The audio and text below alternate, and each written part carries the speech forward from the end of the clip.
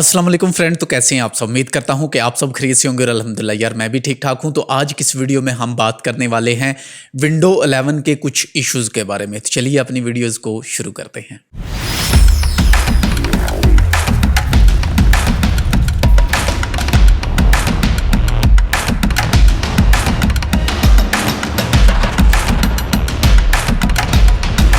अगर आप भी एक नॉर्मल यूज़र हैं और आप भी ये सोचते हैं कि आपके सिस्टम में TPM 2.0 नहीं है और आप विंडो 11 को अपने सिस्टम में इंस्टॉल कर सकें, या फिर आपका जो बायोस है उसमें लेगसी है, UEFI नहीं है, तो आप अपने सिस्टम में विंडो इंस्टॉल कर सकें। या फिर इसके अलावा अगर आपके पास 2 GB रैम है या फिर 4 GB तो है रिक्वायरमेंट है, 1 GB रैम है या फिर 2 GB रैम है, तो आप अपने सिस्टम में विंडो 11 को इंस्टॉल कर सकें। तो आज मैं इसी मुद्दे पर बात करने वाला हूं क्योंकि काफ़ी सारे मुझे ऐसे कमेंट्स मिलते हैं। अभी हाल ही में मुझे एक कमेंट्स मिला था ये वाला कि सर मेरे पास जो सिस्टम है उसकी स्पेसिफिकेशन तो ठीक है लेकिन उसमें UEFI नहीं है, सिर्फ और सिर्फ उसमें लेगसी है, तो मैं विंडो 11 कैसे इंस्टॉल कर सकता हूं। इसके अलावा भी काफ़ी मुझे कमेंट्स इस तरह के मिलते रहते हैं, तो लेकिन मैं इग्नोर करता हूं क्योंकि जिन चीज़ों का कुछ फ़ायदा ना हो मेरे ख्याल से वो कोई मायने नहीं रखती। तो ये मैं बात क्यों कर रहा हूं, क्योंकि आज की इस वीडियो में मैं आपको बताने वाला हूं कि आप अगर कुछ ऐसा वैसा करते हैं तो आप काफ़ी ज़्यादा ट्रबल या फिर काफ़ी ज़्यादा प्रॉब्लम में आ जाते हैं। देखो, सबसे पहली चीज़ तो आपको समझना चाहिए, जो भी प्लेटफार्म होता है उसको जब रेडी किया जाता है तो उसकी जो रिक्वायरमेंट्स हैं वो कम से कम रखी जाती हैं ताकि उसको हर यूज़र है जो वो यूज़ कर सके। ठीक है, ये सारी चीज़ें हैं जो ध्यान में रखते हुए कोई भी कंपनी एक ऑपरेटिंग सिस्टम है जो वो रेडी करती है। तो अब माइक्रोसॉफ्ट ने जो विंडो 11 रेडी किया है तो जो भी उन्होंने रिक्वायरमेंट रखी होंगी यकीनन उन्होंने वो मिनिमम कम से कम रिक्वायरमेंट्स रखी होंगी ताकि उसको हर यूज़र है जो वो यूज़ कर सके। ठीक है, तो यहाँ पर रैम की जो रिक्वायरमेंट है वो 4 GB है। इसके अलावा TPM 2.0 है जो उसको बहुत ही ज़्यादा ज़रूरी कहा गया है कि वो आपके मदरबोर्ड में होना चाहिए। क्यों होना चाहिए ये भी हम आगे बात करेंगे। इसके अलावा जो हमारा बायोस है वो लेगसी नहीं बल्कि UEFI का जो मोड है उस पर होना चाहिए, तभी हम विंडो 11 को यूज़ कर सकेंगे। अगर आप इन सभी चीज़ों को बाईपास करते हो तो आप बहुत बड़ा ख़तरा है जो वो मोल ले सकते हो। अगर आपके पास बहुत ही ज़्यादा कीमती डाटा है तो मुझे नहीं लगता कि आपको ये ख़तरा मोल लेना चाहिए। एक ऐसी बीमारी है जिसका नाम आपने सुना होगा जो कि है रैंसमवेयर।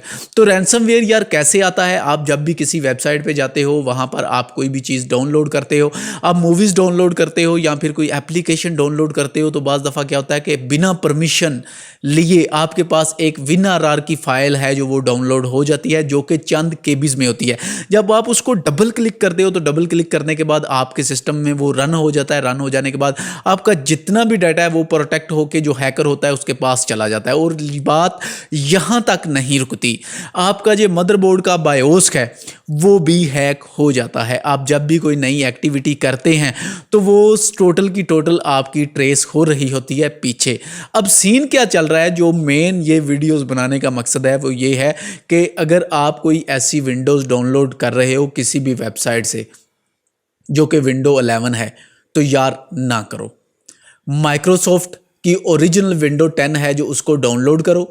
डाउनलोड करने के बाद अपने सिस्टम में इंस्टॉल करो। इंस्टॉल करने के बाद आप उसको अपडेट कर लो विंडो डेवलपर के ज़रिए। ठीक है, तो कैसे आप कर सकते हो इन सभी पर मैं डिटेल में वीडियोस बना चुका हूं, लिंक मैं नीचे दे दूंगा कि आपने विंडो 10 कैसे इंस्टॉल करना है और बाद में विंडो 10 से आप जंप करके आप कैसे विंडो 11 पर जा सकते हो।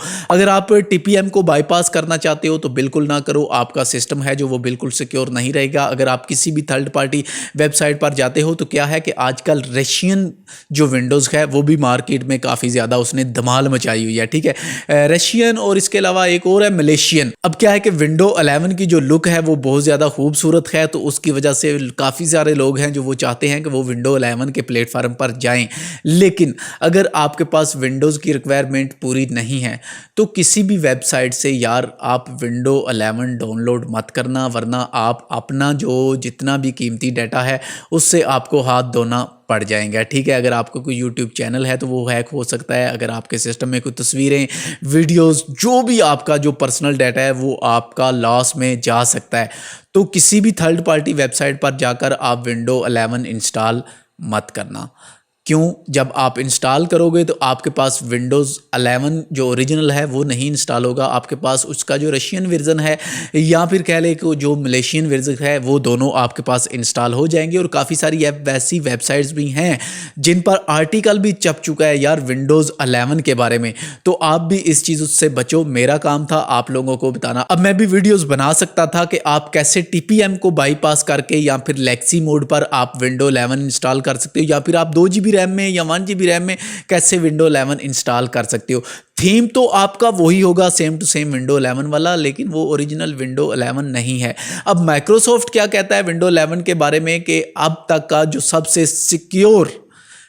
सिक्योर प्लेटफॉर्म है वो है विंडो 11। ठीक है, तो उसका रीज़न ये है कि अब UEFI जो बायोस है वो भी काफ़ी सिक्योर है क्योंकि एक नया बायोस है। इसके अलावा जो TPM 2.0 की वहाँ पर रिक्वायरमेंट रखी गई है वो भी काफ़ी ज़्यादा आपके सिस्टम को सिक्योर बना देता है।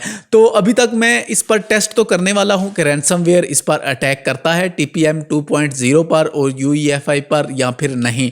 तो इंशाल्लाह मैं बहुत जल्दी वीडियोज़ भी बनाकर डाल दूंगा। लेकिन यार किसी भी वेबसाइट पर जाकर विंडो 11 इंस्टॉल मत करना, फिर मैं आपको कह रहा हूं, वरना आपको कोई प्रॉब्लम हो सकती है।